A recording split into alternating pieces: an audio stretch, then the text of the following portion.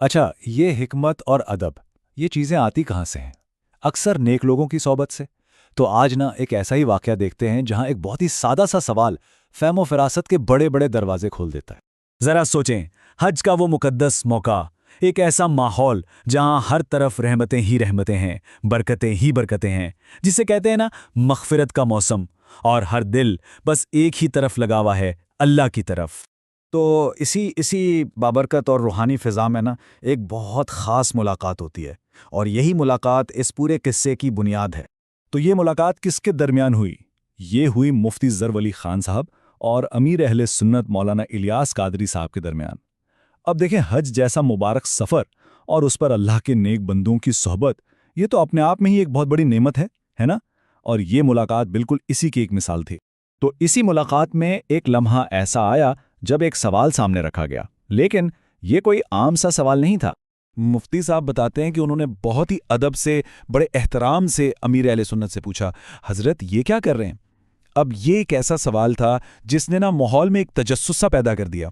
अब यहाँ एक बात समझना बहुत बहुत ज़रूरी है। ये जो सवाल था ना, ये कोई तनकीद या एतराज़ नहीं था। इसमें ज़रा भी बेअदबी का उनसर नहीं था, बल्कि इसके पीछे थी सीखने की एक खालिस नियत। मकसद था अमल के पीछे छुपी हिकमत को जानना, ना कि किसी की खामी तलाश करना। तो फिर जब इतने अदब से सवाल किया गया तो जवाब भी आया। और क्या जवाब था? ऐसा जवाब जो अपने अंदर हिकमत का, दानाई का एक समंदर रखता था। अमीर अहले सुन्नत ने बहुत नरमी और इनकिसारी से जो जवाब दिया ना, उसका निचोड़ ये था कि अल्लाह के जो नेक बंदे होते हैं, उनके काम सिर्फ उनकी अपनी ज़ात के लिए नहीं होते। उनके हर काम के पीछे ना बड़े मकासद छुपे होते हैं। वो जो कुछ भी करते हैं, वो उम्मत की इस्लाह के लिए करते हैं, सुन्नत की हिफाजत के लिए करते हैं, और सबसे बढ़कर ये कि उनका हर अमल सिर्फ और सिर्फ अल्लाह ताला की खुशनूदी हासिल करने के लिए होता है। ये बहुत गहरी बात है। अच्छा, तो इस छोटे से लेकिन बहुत ही गहरे वाक़े से हमें सीखने को क्या मिलता है? आइए ज़रा देखते हैं कि हम अपनी ज़िंदगी में इससे क्या ले सकते हैं। देखिए, सबसे पहली बात तो ये है कि हमें दीन के कामों को सिर्फ ऊपर ऊपर से नहीं देखना चाहिए। अल्लाह वालों के हर अमल के पीछे कोई ना कोई गहरी हिकमत ज़रूर होती है।